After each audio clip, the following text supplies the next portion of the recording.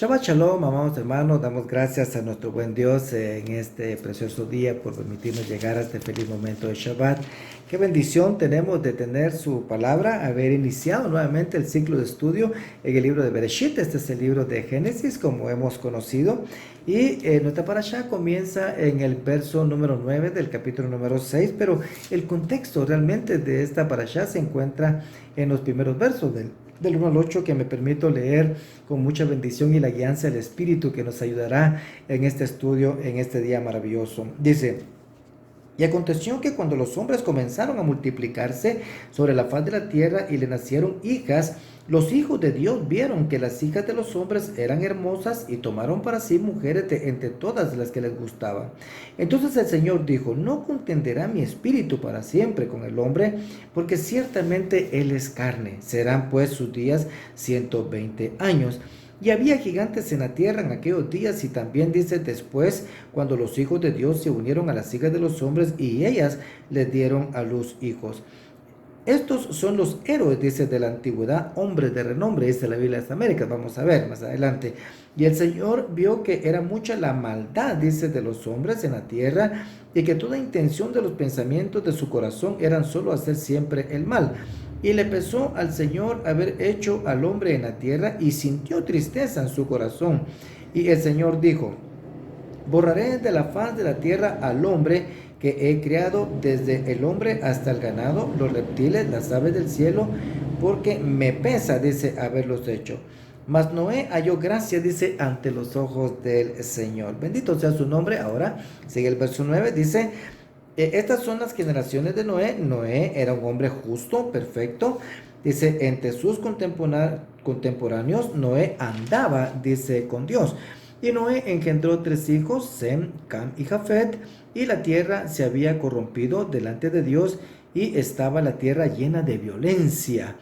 Y miró el Señor la tierra, y he aquí que estaba corrompida, porque toda carne se había corrompido en su camino sobre la tierra. Entonces Dios dijo a Noé: he decidido poner fin a toda carne, porque la tierra está llena de violencia por causa de ellos, y aquí voy a destruirlos juntamente con la tierra.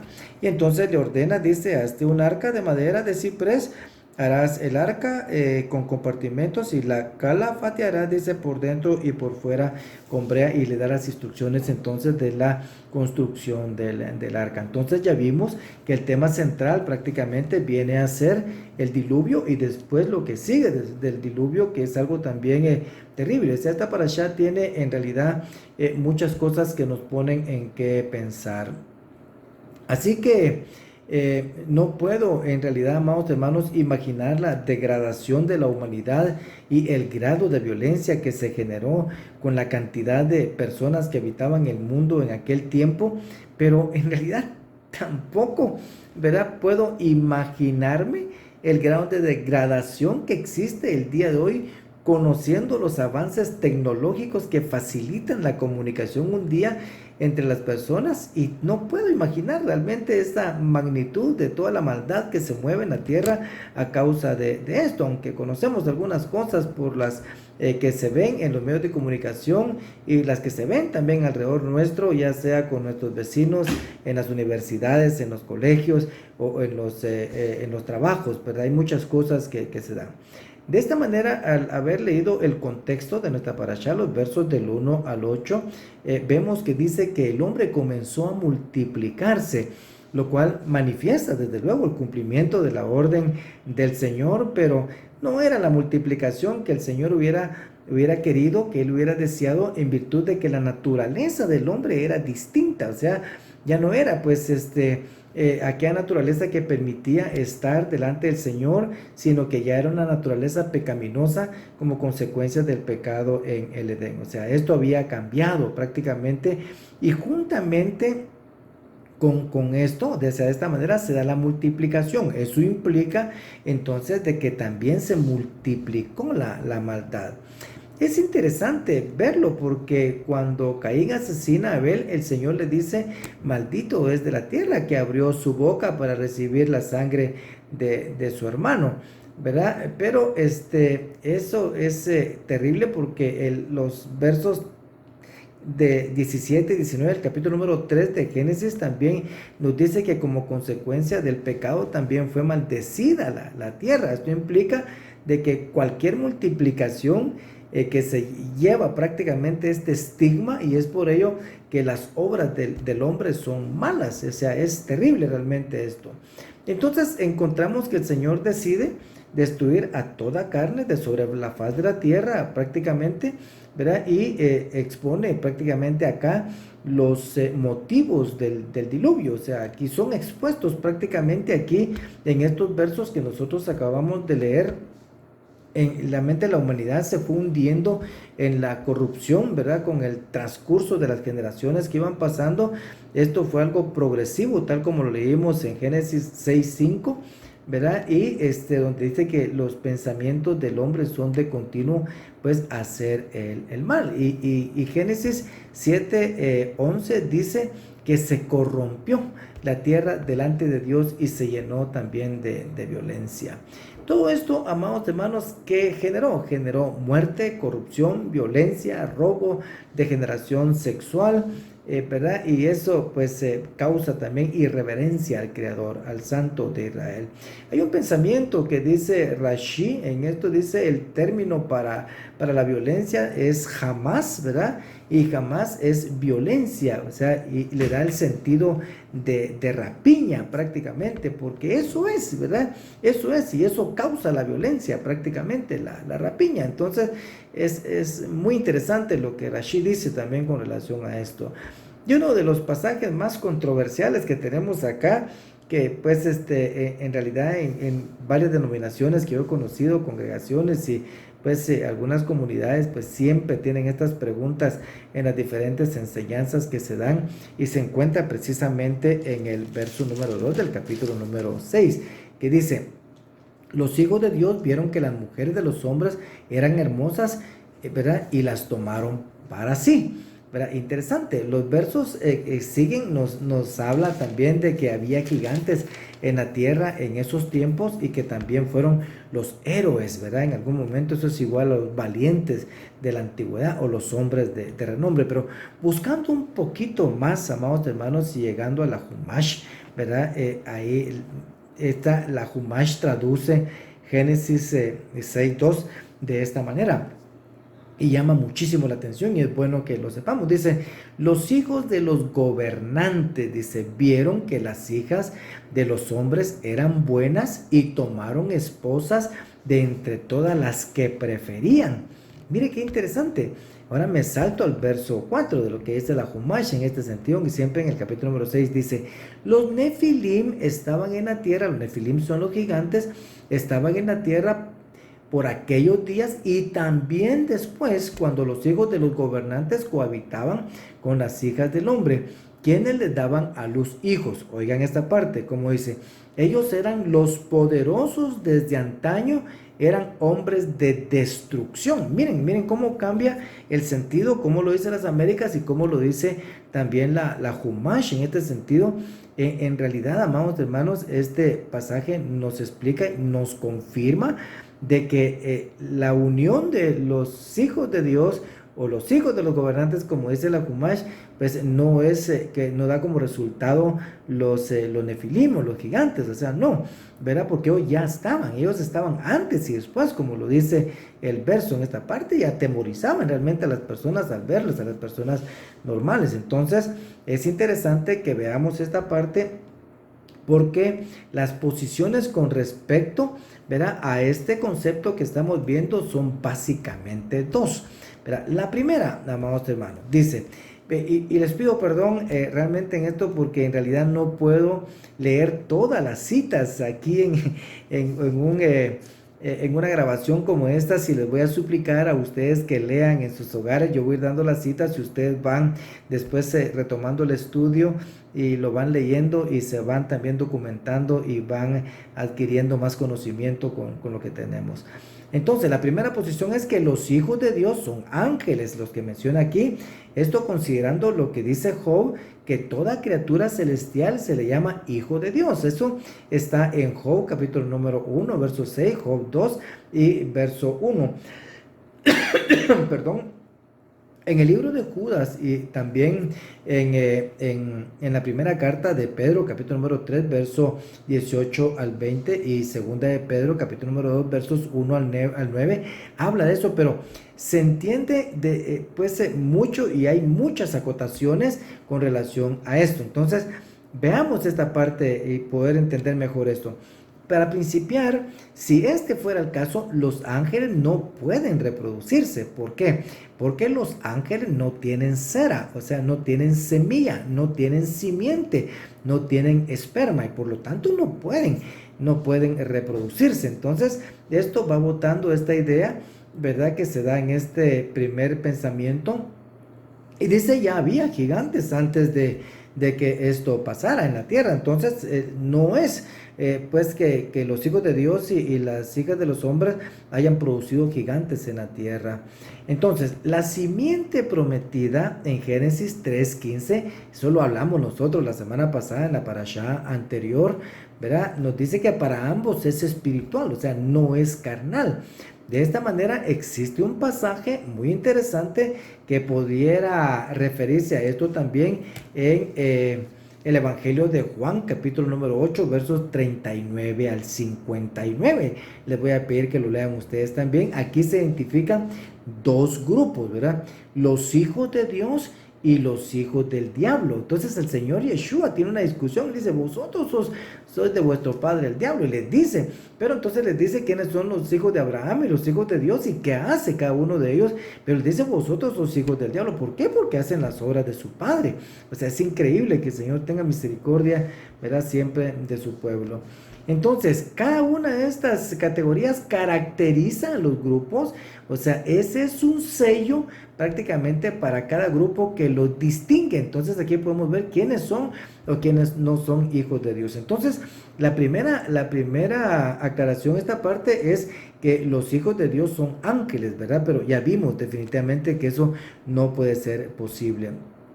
Y la otra posición es de que existen otros hijos de Dios declarados en Juan 1:12, que dice, mas a todos los que le recibieron, a los que creen en su nombre, les dio potestad de ser hijos de Dios. O sea, estas son todas las personas convertidas que se convierten en talmidín, en estudiantes de las escrituras y siguen al Señor, ¿verdad? Y de esta manera se convierten en hijos de Dios.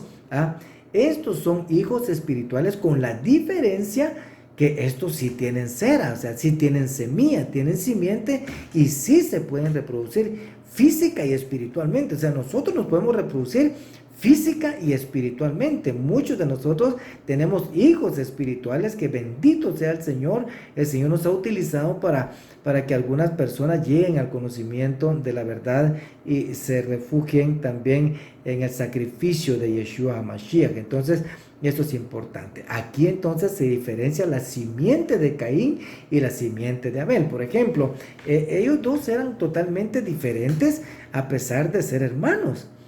Caín era del malvado, dice, y Abel era hijo de Dios. Entonces aquí podemos entender esa parte. Ahora, no significa, ¿verdad?, que hayan sido gigantes, ¿verdad? Quizás sí, o sea, no sabemos, ¿verdad? Pero los hijos de Dios aquí eran aquellos que seguían las ordenanzas del Señor, o sea, que tenían comunión con Él, así como dice acá con relación a Noé, dice en el verso número 9. Dice, y Noé era un varón justo, perfecto entre sus contemporáneos, y oigan, Noé andaba con Dios, o sea, él tenía una halajá, él tenía un comportamiento conforme al corazón de Dios, conforme a lo que el Señor mandaba. Eso es lo que está diciendo aquí en esta parte. O sea, los hijos de Dios son los que cumplen las ordenanzas del Señor y que llegaron a tener hijos ejemplares de renombre, por decirlo así, de esa manera. Estamos hablando así de esa parte, aunque existe ahora lo que ya leímos, lo que dice la Humash.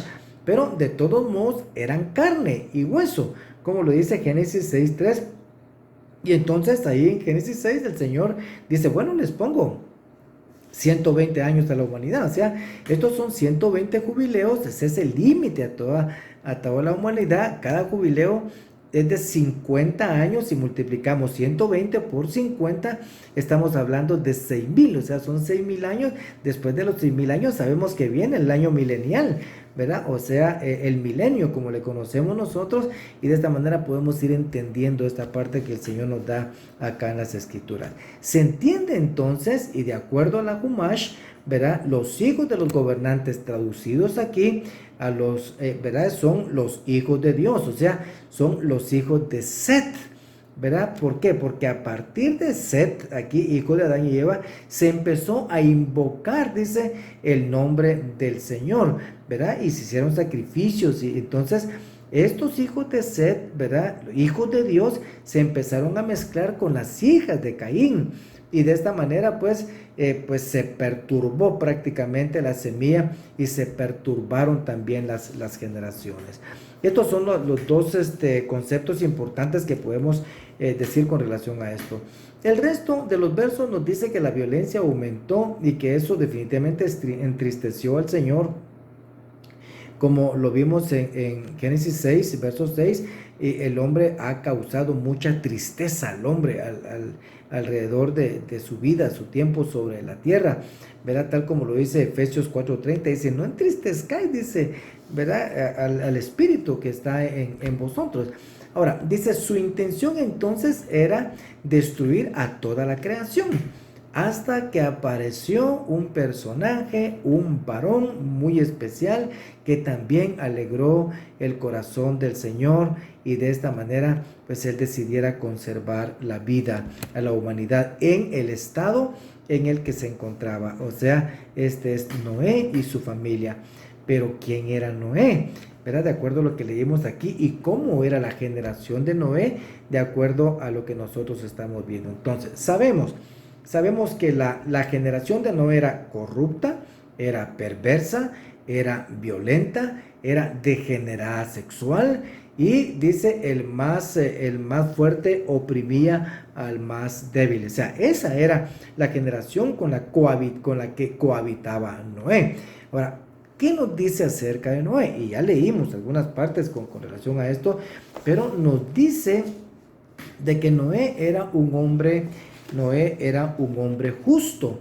O sea, esta es una palabra que describe, ¿verdad?, a alguien que vive conforme a la voluntad del Señor. O sea, por eso que también Noé aparece acá no solo dentro de los padres de la fe, ¿verdad?, sino que pues lo ponen aquí en esta parte del capítulo número 11 del libro de los Hebreos, ¿verdad? Nos dice claramente esto, dice el verso 7, capítulo número 11, por la fe, siendo advertido por Dios, dice, por la fe Noé, siendo advertido por Dios acerca de cosas que aún no se veían, con temor preparó, dice, un arca para la salvación de su casa, y por la cual, dice, condenó al mundo y llegó a ser heredero de la justicia que es según la fe. Esto es interesante, amados hermanos. ¿Por qué? Porque la fe de un hombre condenó al resto de la humanidad. O sea, alguien que creyera salvó a toda su casa. La fe de un hombre salva a toda su familia, pero también condena al resto del mundo. Imagínense. De esta manera es importante que es la fe. Dice, ahora bien, la fe es la certeza de lo que se espera, la convicción de lo que no se ve. Porque por ella recibieron aprobación los antiguos, dice, y por la fe entendemos que el universo fue preparado por la palabra de Dios, de modo que lo que se ve no fue hecho de cosas visibles. Por la fe Abel ofreció a Dios un mejor sacrificio que Caín, por la cual alcanzó, dice, el testimonio de que era justo, o sea, era un sádic, dando testimonio, dice, de sus ofrendas, y por la fe, estando muerto, todavía habla. Imagínense ustedes. Por la fe, Enoc fue trasladado al cielo para que no viera muerte, y no fue hallado porque Dios lo trasladó. Porque antes de ser trasladado recibió testimonio de haber agradado a Dios. Oigan esto, pero sin fe es imposible agradar a Dios, porque es necesario que el que se acerca a Dios crea que Él existe y que es remunerador de los que le buscan. Entonces, Si yo tengo fe, yo sé que Dios existe. Entonces mi fe da testimonio de que Dios existe.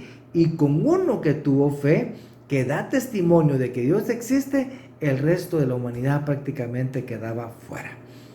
¿Sí? Porque entonces y toda la creación, también como dice Romanos, da testimonio de la existencia, las maravillas, el poder, la grandeza y la majestad del Señor. Entonces aquí podemos entender mejor esta parte que hemos leído. Dice que Noé también era perfecto, ¿verdad? Esto es un varón recto, tenía mucha rectitud, obediente a la palabra del Señor, o sea, lo que el Señor decía, ¿verdad? Noé dice, andaba con Dios. Esto es igual a caminar con Dios. Esto es caminar con Dios. O sea, esto lo hacía él en un mundo complicado. Prácticamente Noé corría peligro por ser diferente, por hacer la voluntad del Señor. Entonces, en ese sentido, él fue guardado por el Señor también. Podemos concluir que el aporte de Noé para la humanidad entonces fue su rectitud, su moralidad, su justicia, ¿verdad? Y con la cual dio paso a la extensión de la humanidad sobre la tierra. O sea, él prácticamente permitió, ¿verdad?, que el Señor tuviera misericordia, ¿verdad?, y que el tiempo de la humanidad sobre la tierra se extendiera. Pero hay algo interesante en esta destrucción del diluvio, y esa fue que podemos entender de que la generación del diluvio, ¿verdad?, a la cual Noé le predicó, que él era pregonero de justicia, tal como dice la escritura, ¿verdad?, fue la última generación antes de que fuera y viniera el diluvio.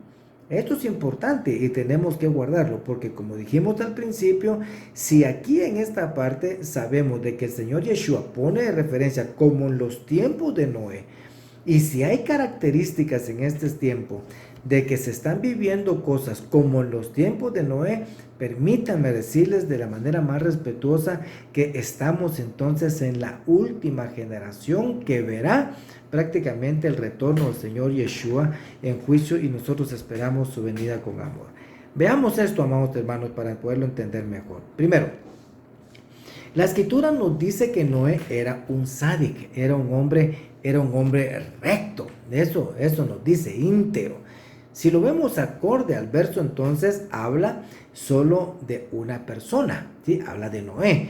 Eso implica de que esta persona, Noé, era digno de heredar la nueva tierra.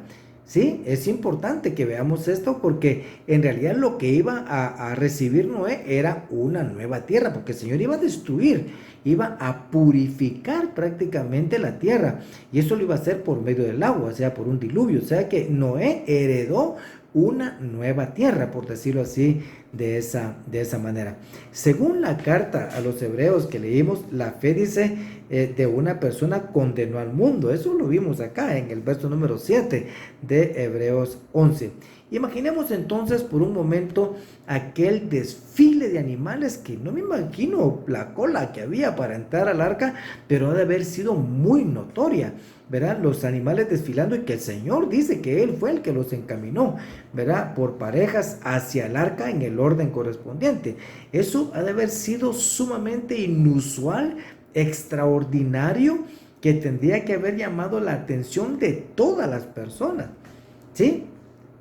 Sí, pero en realidad no le llamó la atención a las personas, sino que algunos se burlaron prácticamente de eso, lo que implica que la dureza del corazón de los hombres por el pecado en el tiempo de Noé era muy fuerte. O sea, tenían el corazón petrificado, insensible, que no se dieron cuenta prácticamente de las cosas que estaban pasando delante de ellos, y que quién estaba moviendo esa cantidad de animales, que habían animales domésticos, animales salvajes, serpientes y todo. O sea, no era común, o sea, eso no era normal. Pero ellos, por tener el corazón petrificado, no se dieron cuenta lo que estaba sucediendo delante de ellos. Pero así será también en el final de los tiempos, tal como lo dijo el Señor Yeshua. Y miren, vamos a leer algunas citas que nos van a ayudar a entender esta parte, y les voy a pedir que vayamos al capítulo número 26 del profeta Isaías. Isaías capítulo número 26. Vamos a leer los versos 20 a 21 dice: ven, pueblo mío, entra en tus aposentos y cierra tras ti tus puertas.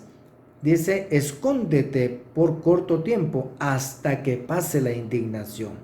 Porque he aquí el Señor va a salir de su lugar para castigar. ¿Qué va a castigar? La iniquidad de los habitantes de la tierra, y la tierra pondrá de manifiesto, dice, pondrá de manifiesto su sangre derramada y no ocultará más a sus asesinados. O sea, toda la violencia que se estaba generando.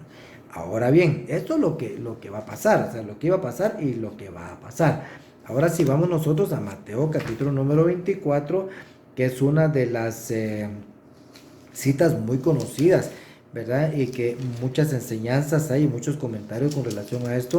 En los versos 37 al 39 dice: como en los días de Noé, así será la venida del Hijo del Hombre.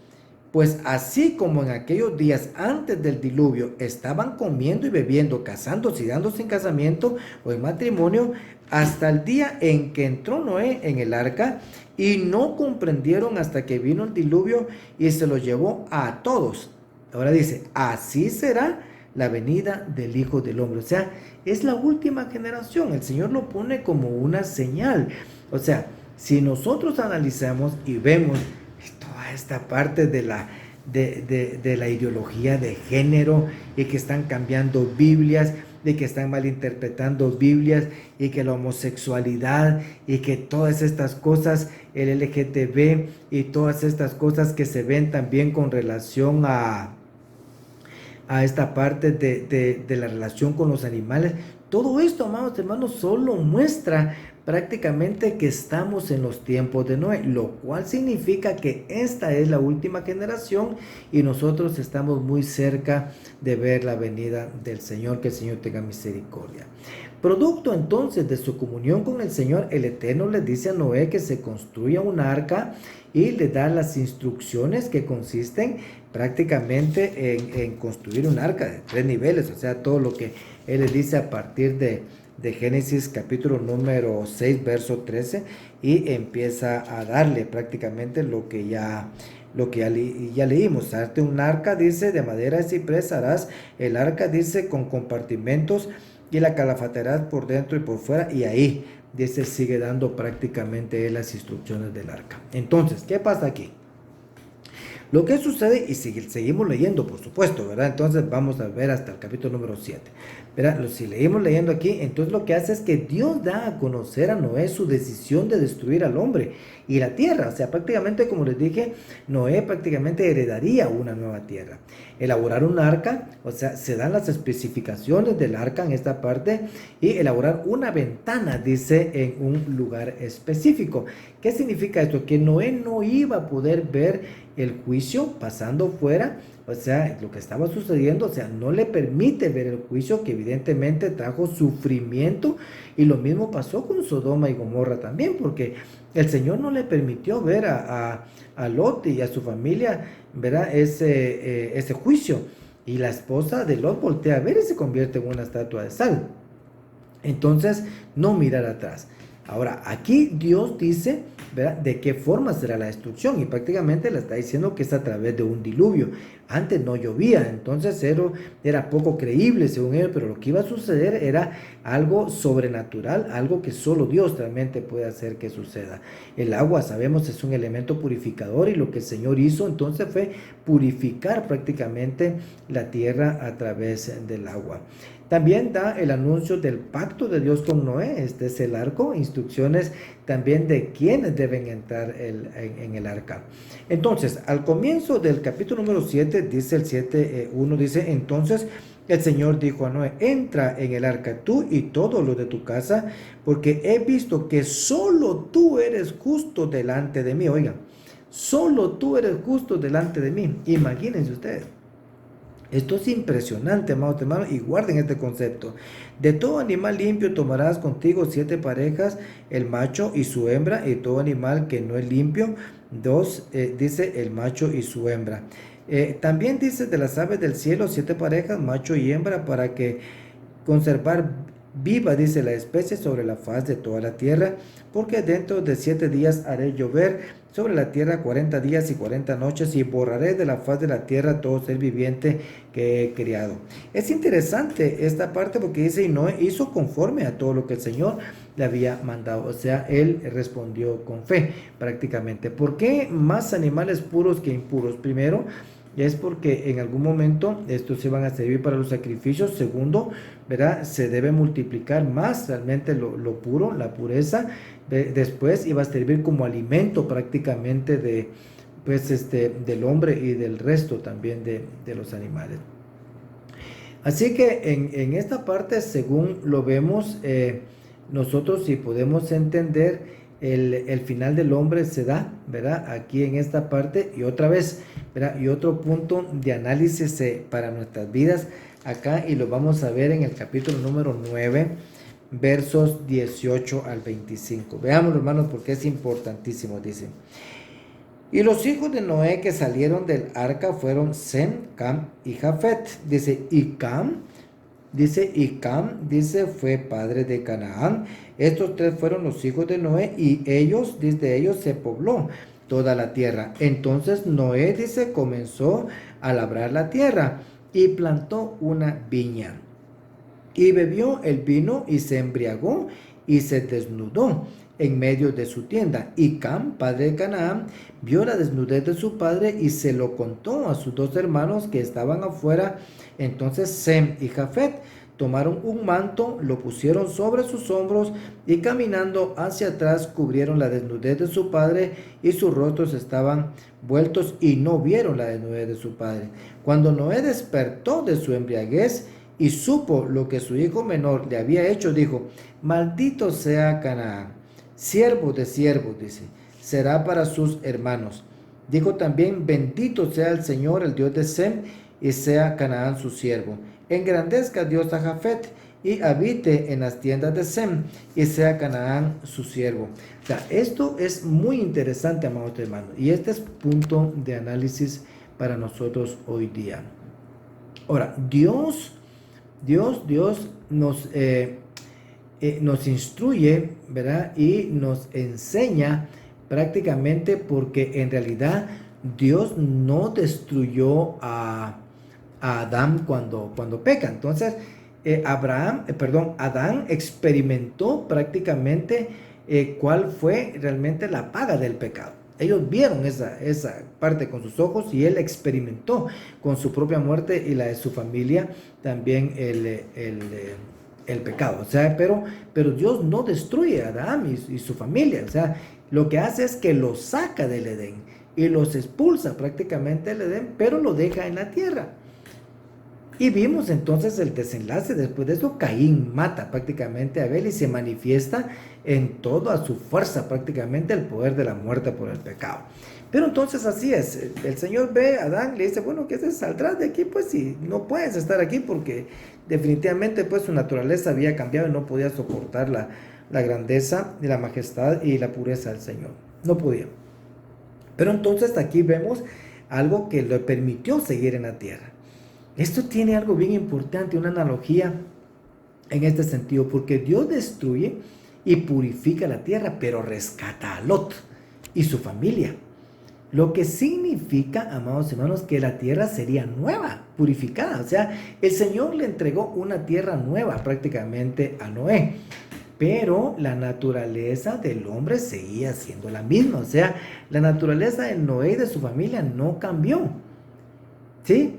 No cambió. Por eso es que Noé siembra una viña. Entonces me imagino que haber sembrado mucho, pero aquí se pone atención a la viña. Sembró otras cosas, pero se le pone atención a la viña, ¿verdad? Porque esa fue la causa de este problema. ¿Por qué? Porque él hizo vino y se embriagó. Y lo que resultó de todo esto prácticamente, amados hermanos, es lo que Cam hizo, un pecado al ver a su padre y burlarse de su padre de esta manera, y termina con la maldición prácticamente de Canaán. Y hemos visto, y los descendientes realmente, porque entonces está Sodoma, no, ahí está el amorreo, el fereceo, el jebuseo, todos ellos son descendientes de Cam y llevaron al colmo al Señor por toda su degeneración también. Pero en principio, amados hermanos, el Señor rescata a Noé. Lo que pasa es que se manifiesta otra vez la naturaleza del hombre, se hace una viña, se hace esto, Canaán resulta siendo maldecido, ¿verdad? Y de esta manera otra vez se da la degeneración. Ahora, vimos también cómo pasó con Sodoma y con Gomorra. O sea, prácticamente esto es así. Pero lo mismo pasa después en el Sinaí. Y esto es bien interesante, amados hermanos. ¿Por qué? Porque resulta de que el pueblo no termina de asimilar la gran bendición, ¿verdad? Cuando Moisés baja, o sea, en ese momento con las tablas, o sea, pero ¿qué es lo que sucede? En el Sinaí se entrega la Torah, el Señor hace el pacto con el pueblo y fue algo grandioso. Y en el momento que Moisés viene con las primeras tablas, las quiebra cuando mira prácticamente toda la degeneración que estaba teniendo el pueblo después de la manifestación gloriosa con el Señor. ¿Qué hace el Señor? ¿Verdad? El Señor entonces lo que hace es de que perdona al pueblo. Moisés vuelve a subir, pone al pueblo a orar y regresa con unas segundas nuevas tablas, pero con la misma información. Hermanos, nuestro Padre Celestial ha sido siempre nuestro Dios de no dos ni una, sino de muchas oportunidades. De muchas oportunidades. O sea, Él es siempre de una segunda oportunidad. Y una segunda oportunidad después de la última que usted cometió y que yo cometí con relación a mi pecado. El Señor se manifiesta con grande amor de esa manera. Entregó la segunda tabla. Entonces, si lo vemos así, de esa manera, amados hermanos, Dios tiene un corazón bendito y restaurador, lleno de compasión y amor, ¿verdad? Y ha dado no una, sino muchas oportunidades hasta llegar al sacrificio de Mashiach, que se constituye, ahora oiga bien, Mashiach se constituye en la última y más segura oportunidad para la restauración definitiva de la vida como el Señor la quiso desde el principio. Entonces, ahora vamos a poder entender mejor lo que dice la carta a los Hebreos en el capítulo número 10, porque entonces, el principio vimos, Adán no muere, pero es echado y va a la tierra, o sea, fuera del Edén, pero en la tierra. Después viene Noé. En esa parte, Noé, ¿verdad?, es liberado y se le entrega una tierra nueva y vuelve a pecar, o sea, una segunda oportunidad. Después viene Sodoma y Gomorra, la misma historia, pero el hombre vuelve a pecar. Y lo tenemos aquí en las Escrituras, como leímos en la última parashá, como lo que pasaba en Gibeá, como dijimos, y que aquellos varones que vieron a aquella persona que llegó a cobijarse en la casa del anciano, y entonces de esta manera llegan, como pasó en Sodoma y Gomorra, ¿verdad?, a decirle que lo sacaran porque querían tener relaciones con ellos, ¿verdad? Pasa en el Sinaí. Viene el Señor, hace su pacto, entrega las primeras tablas, se quiebra el pacto y el Señor entrega unas segundas tablas después del arrepentimiento, después de Teshuvah, ¿verdad? Entonces vemos esta parte, pero entonces ya no más, sino que dice una solución, y esa solución está en el sacrificio de Yeshua HaMashiach. Entonces ahora podemos entender esta parte que dice aquí en el capítulo número 10, verso 26 al 31. De esta manera, porque si continuamos pecando deliberadamente, después de haber recibido el conocimiento de la verdad, ya no queda sacrificio alguno por los pecados, sino cierta horrenda expectación de juicio y la furia de un fuego que ha de consumir a los adversarios. Cualquiera que viola la ley de Moisés muera sin misericordia por el testimonio de 2 o 3 testigos, dice. ¿Cuánto mayor castigo pensáis que merecerá el que ha hollado bajo sus pies al Hijo de Dios y ha tenido por inmunda la sangre del pacto por la cual fue sacrificado y ha ultrajado, dice, el Espíritu de gracia? Pues conocemos al que dijo, mía es la venganza, yo pagaré, y otra vez el Señor juzgará a su pueblo. Horrenda cosa es caer en manos del Dios vivo. Entonces, Yeshua es la última oportunidad, no hay una después. El Señor había venido con mucha paciencia, bueno, dijo, pongámosle solución final a esto. Y este es el sacrificio de nuestro bendito Yeshua HaMashiach. Así es, de esta manera. O sea, ya no hay otra oportunidad. Ahí está. Entonces es bueno que nosotros lo entendamos así de esta manera. Pero le dice que solo Él era justo en toda su generación. O sea, en esta parte podemos ver de que Noé solo era justo en su generación. A pesar de ello, su justicia, ¿verdad? Hizo que su casa alcanzara misericordia, según también lo explica Hechos 16:31, que dice: cree en el Señor Yeshua y serás salvo tú y tu casa. Fue lo que le pasó prácticamente a Noé. De esta manera podemos decir entonces que vale la pena cualquier esfuerzo que podamos hacer nosotros con nuestra obediencia en beneficio de la salvación de nuestra familia. En su segunda carta, Pedro hace referencia al evento del diluvio y lo equipara con el mismo tiempo del juicio futuro. Y de esta parte nosotros vamos a ver en este momento, porque esto en la segunda carta de Pedro, capítulo número 2, versos 1 al 9, podemos entender mejor lo que segunda carta de Pedro, versos 1 al 9, dice: pero se levantaron falsos profetas entre el pueblo, así como habrá también falsos maestros entre vosotros, los cuales encubiertamente introducirán herejías destructoras, negando incluso al Señor. O sea, oigan esto, porque eso es importante, porque esto que estoy leyendo lo leen muchos líderes en la actualidad, o sea, lo leen y lo utilizan, pero lo mal utilizan. Entonces nosotros tenemos que ver qué es esto para poderlo entender, y aquí define cómo ver qué es una herejía y qué no, ¿verdad? De esta manera, ¿verdad? Introducirán, dice, herejías destructoras. ¿Cuáles son esas herejías destructoras? Negando al Señor, que los compró, trayendo sobre sí una destrucción repentina. Entonces ahí podemos ver. Pero si hay alguien que le enseña a amar al Señor, a que diga que siga al Señor, que siga sus ordenanzas, no lo llame herejía. Consulte las escrituras y vea.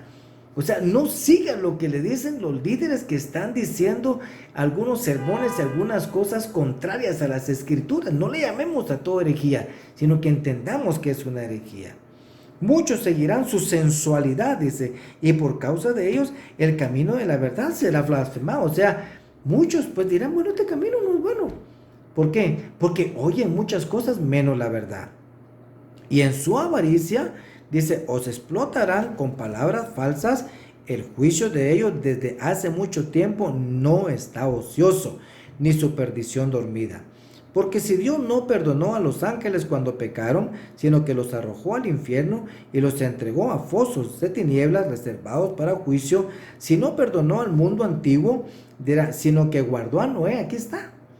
Dice, si no perdonó al mundo antiguo, sino guardó a Noé, dice, un predicador de justicia con otros 7 hacia su familia, cuando trajo el diluvio sobre el mundo de los impíos, sí condenó a la destrucción las ciudades de Sodoma y Gomorra, reduciéndolas a cenizas, poniéndolas de ejemplo para los que habrían de vivir impíamente después. Si rescató al justo Lot, abrumado, dice, por la conducta sensual de hombres libertinos, ¿entendemos de qué es esto? Porque ese justo, dice, por lo que veía y oía, mientras vivía entre ellos diariamente, sentía su alma justa, atormentada por sus hechos inicuos. El Señor entonces sabe rescatar de tentación, dice, a los piadosos, y reservar a los justos bajo castigo, dice, para el día del juicio. Es interesante, amados hermanos, es interesante lo que vemos acá. No tiene lugar a malas interpretaciones esta parte. Sin embargo, en su primera carta, al hacer referencia de este evento, ¿verdad?, Pedro también nos dice dónde están estos espíritus, ¿verdad?, constituyéndose esto en un gran misterio para nosotros, porque en la primera carta de Pedro, vamos a ir ahí, el capítulo número 3.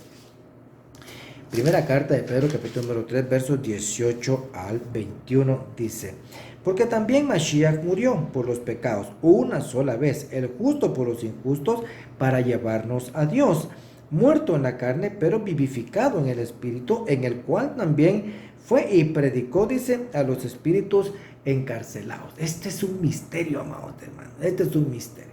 Cualquier interpretación de esto sigue siendo un misterio, ¿verdad? ¿Por qué? Porque entonces dice, todavía hay esperanza. Yo les puedo decir, todavía hay esperanza, pero para ellos, pero en realidad ellos necesitaban conocer al Mashiach y lo conocieron. Claro, para Dios nada es imposible. Y lo mismo le da el pasado, el presente, el hoy, que el mañana. Entonces, bendito sea su nombre. Él es el eterno.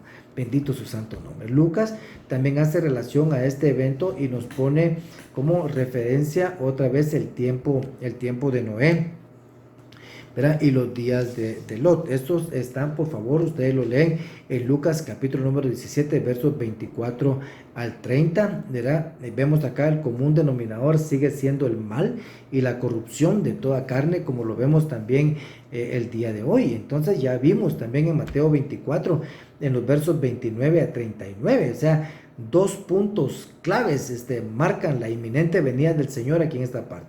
Primero, la presencia y reverdecimiento de la higuera, o sea, este es el pueblo de Israel, el renacimiento realmente del pueblo de Israel. Y nosotros sabemos que Israel ya tiene 70 y algo de años, entonces ya es una generación que ya va caminando pues en este sentido. Lo cierto, de acuerdo a esto, ¿verdad? Y vemos, la otra es la manifestación de los tiempos de Noé. Entonces, tenemos la higuera, tenemos a Israel, ahí está presente. Y miren, hermanos, que no los confundan, porque mucha gente dice, el Israel de hoy no es como el Israel anterior, o sea, el Israel que está en la tierra no es el mismo. Miren, hermanos, Israel es Israel y sigue siendo Israel y es el pueblo de Dios. Bendito sea su nombre y bendito sea Israel. Entonces tenemos esto. Y lo segundo es la manifestación de los tiempos de Noé. Ambas están y están presentes hoy en nuestros días, lo que significa, amados hermanos, que esta entonces es la última generación. Lo cierto y de acuerdo a esto, ¿verdad? Es que estamos en la última generación, ya dijimos, porque la generación de los tiempos de Noé fue la última, como les dije al principio, pero con toda claridad podemos ver, amados hermanos, el estado de esta generación, ¿verdad? Y cuál es su condición, o sea, estamos bien claros con eso y ellos mismos nos hacen el favor de decirnos quiénes son el día de hoy y qué están haciendo.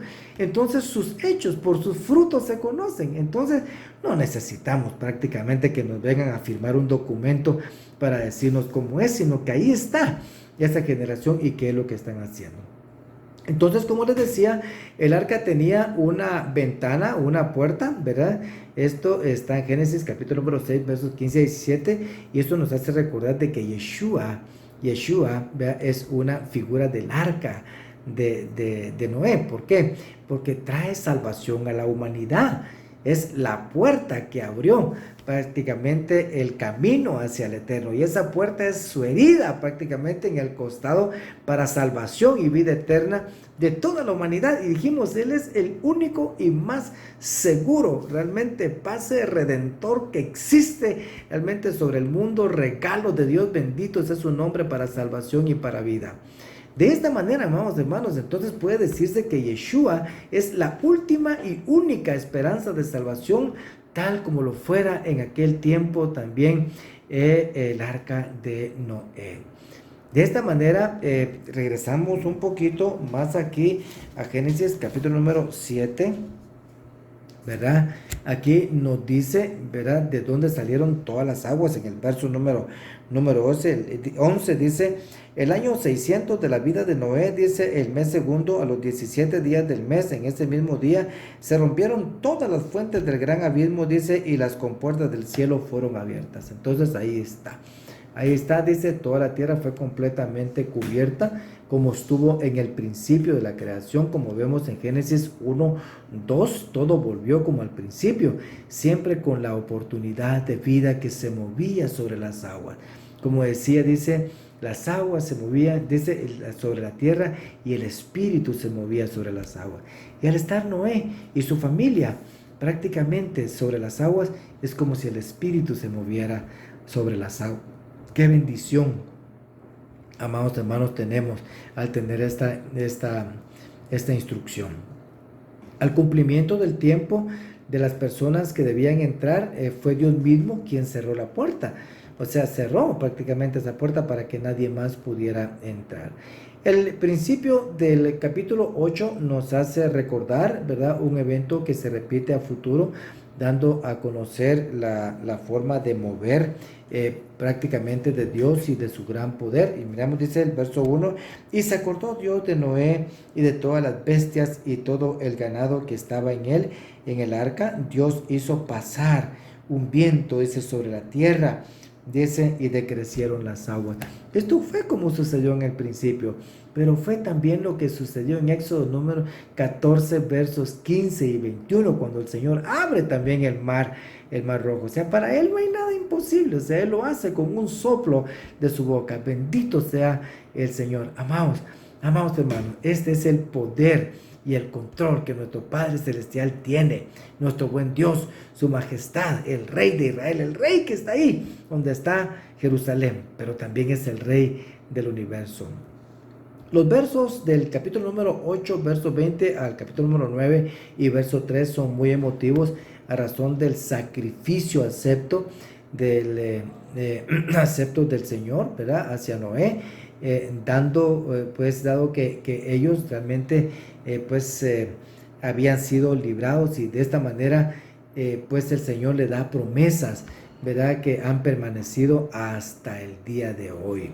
Aún en medio de toda la maldad que se ha generado a lo largo de todos los tiempos, amados hermanos, en estos tiempos y de esta manera, ¿verdad? Se sigue viendo ese arco, se siguen viendo las promesas del Señor. No falta la siega, no falta el día, no falta la noche, no falta el calor, no falta el frío, como lo dice su palabra. Y ustedes van a leer esa parte del capítulo número 8, versos 20 al 9, 3. De esta manera también se le permite comer carne al hombre, pero no comer su sangre, ¿verdad? De lo cual también ellos deben guardarse.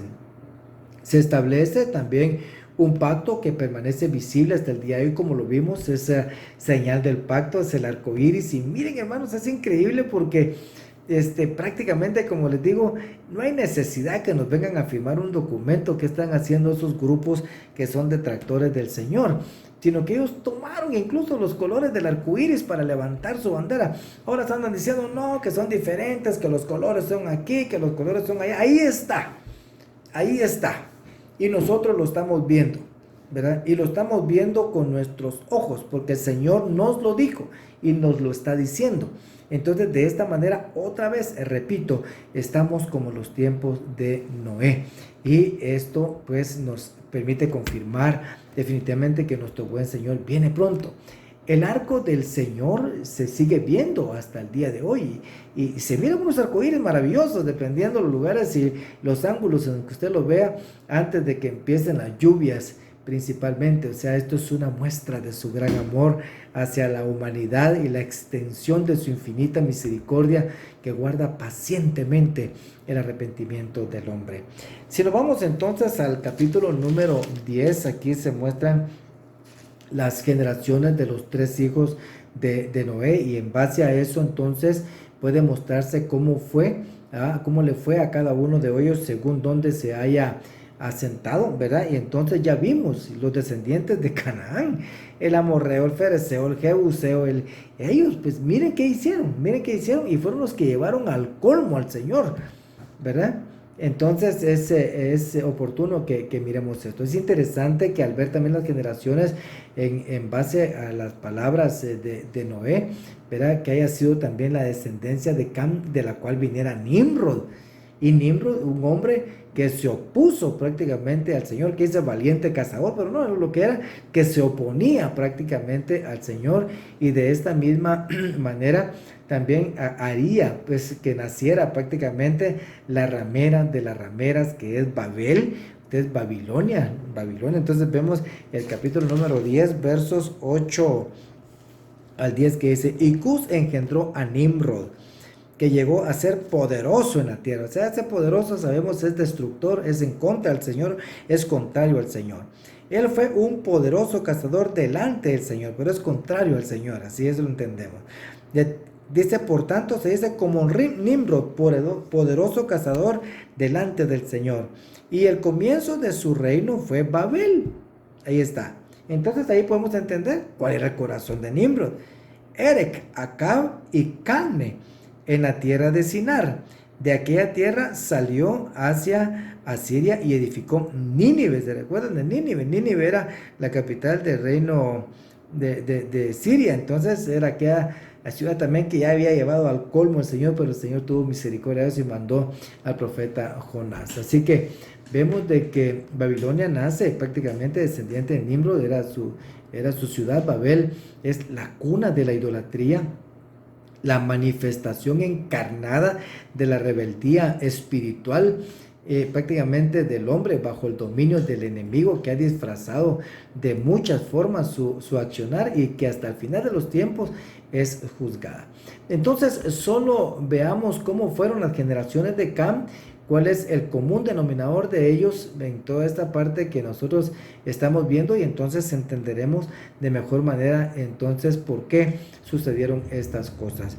El capítulo número 11, amados hermanos, se nos cuenta la traición de las traiciones hacia el Señor, quien había hecho un pacto con la humanidad, y esto a través de la construcción de la Torre de Babel. O sea, que es muy conocido prácticamente el pasaje también. Y el verso 4 dice: y dijeron, vamos, edifiquémonos una ciudad y una torre cuya cúspide llegue hasta los cielos, y hagámonos un nombre famoso. Imagínense usted, hagámonos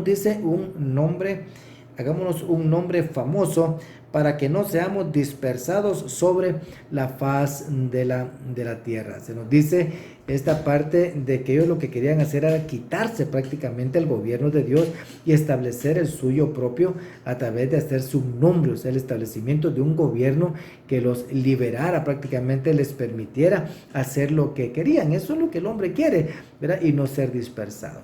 Este evento es tan dramático que hizo que el Señor lo viera de forma personal y lo juzgara de una vez. Prácticamente acá está juzgado, dice en el verso 5 al 7, dice: y el Señor descendió. O sea, prácticamente Él lo vio, o sea, Él lo juzgó de una vez. Él mismo personalmente, el Señor descendió para ver la ciudad y la torre que habían edificado los hijos de los hombres, y dijo el Señor: he aquí, son un solo pueblo, y todos ellos tienen la misma lengua.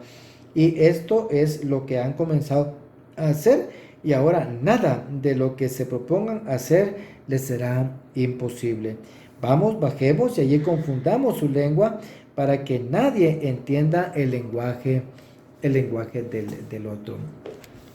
Ya vimos prácticamente el verso 6 tiene algo muy positivo, dice, porque tienen un potencial. Cuando se hacen un solo hombre, dice que tienen un potencial increíble prácticamente aquí en esta parte, y de esta manera también podrán conseguir todo lo que quieran, verá, si se lo proponen. Entonces, pero eso es increíble, porque siempre sucede para mal. Pero veamos un ejemplo de algo extraordinario cuando están como un solo hombre aquí en esta parte. Vamos a ver a Nehemías capítulo número 8, versos del 1 al 7, que dice: se reunió todo el pueblo como un solo hombre. Mire, cómo es cuando el hombre se une para ponerse en contra de Dios, y cómo es cuando el hombre se une en un solo hombre para adorar al Señor. Miren qué fuerza maravillosa la que sucede. Se reunió todo el pueblo como un solo hombre en la plaza que estaba delante de la puerta de las aguas, y pidieron al escriba Esdras que trajera el libro de la Torá de Moisés que el Señor había dado a Israel. Entonces el sacerdote Esdras trajo la ley delante de la asamblea de hombres y mujeres y de todos los que podían entender lo que oían. Era el primer día del mes séptimo. Eso quiere decir que era un Yom Teruah, o sea, prácticamente es el primer día de Tisri, era prácticamente el día de trompetas. Y leyó en el libro, dice, frente a la plaza que estaba delante de la puerta de las aguas, desde el amanecer hasta el mediodía. Imagínense ustedes, y a veces nosotros decimos: ¿para qué hora va a terminar de hablar en las comunidades? Este pastor ya se tardó, habla mucho, ya no concluyó, ya no terminó, y empiezan a desesperarse los hermanos. Pero cuando estamos en un solo sentir, miren lo que pasa. Desde el amanecer hasta el mediodía, en presencia de hombres y mujeres y de los que podían entender, y los oídos de todo el pueblo estaban atentos a este libro de la ley. El escriba Esdras estaba sobre un estrado de madera, dice que habían hecho para esta ocasión, imagínense ustedes. Junto a él y su derecha estaban Matatías, Sema, Anías, Urías, Hilcías, Masías, y a su izquierda Pedaías, Misael, Malquías, Asum, Asbadana, Zacarías, dice, y Mesulam. Y abrió Esdras el libro a la vista de todo el pueblo, pues él estaba más alto que todo el pueblo, y cuando lo abrió, todo el pueblo se puso en pie. Entonces Esdras bendijo al Señor, el gran Dios, y todo el pueblo respondió: amén, amén. Mientras alzaban las manos, después dice, se postraron y adoraron al Señor, rostro en tierra. También Jesúa, Bani, Serabías, Jamín, Acub, Sebatai, Odías, Masías, Kelita, Azarías, Josabed, Anán, Pelaías y los levitas explicaban la ley al pueblo mientras el pueblo permanecía en su lugar. Y leyeron el libro de la ley de Dios, dice, traduciéndolo y dándole el sentido que para que entendieran la lectura. Esto es después del retorno, entonces de haber estado pues prácticamente en el exilio durante 70 años. Entonces habían unos que tenían problemas prácticamente en el lenguaje, principalmente los más jóvenes, me imagino yo, que de alguna manera habían agarrado el lenguaje de los caldeos. Entonces Nehemías, que era el gobernador, y Esdras el sacerdote y escriba, y los levitas que enseñaban al pueblo, dijeron a todo el pueblo: este día es santo para el Señor vuestro Dios. No os entristezcáis ni lloréis, porque todo el pueblo lloraba al oír las palabras de la Torá. Imagínense ustedes, cuando el hombre se junta uno solo alrededor de la palabra del Señor, todo lo que esto puede llegar a producir. Les voy a leer algunas citas más, les voy a dar, mejor dicho, unas citas más para que ustedes sigan leyendo, y pueden leer Jueces, capítulo número 20, versos 1 al 3, pueden leer Hechos también, capítulo número 1, versos del 10 al 14. El nombre Babel o Babilonia, amados hermanos, viene de la palabra hebrea balai, que significa confundir, que no solo se refiere a la confusión de la lengua, sino a toda la confusión también que ha creado a lo largo de todos los tiempos. Todo eso es herencia prácticamente de Babilonia, la madre de las rameras, la madre de la confusión, ¿verdad? Para el mundo, la madre de la idolatría, y pues que será juzgada en el final de los tiempos, pues que de acuerdo a lo que el Señor ha dicho en su palabra. A partir prácticamente del verso 20 se cuenta la descendencia de Sem, que muestra una línea buena, ¿verdad? Y de obediencia, una genealogía que nos lleva a Taré, y de donde viene también Abraham. Esto es. Y entonces tenemos también la Haftarah, que es en Isaías capítulo número 54, verso 1 al 55, 5. Aquí vemos nosotros que el enemigo quiso establecer su centro de adoración en Babel, porque eso fue lo que quiso al principio, ¿verdad? Cuando el Señor ha escogido a la bella Jerusalén como ciudad de habitación, el centro de adoración.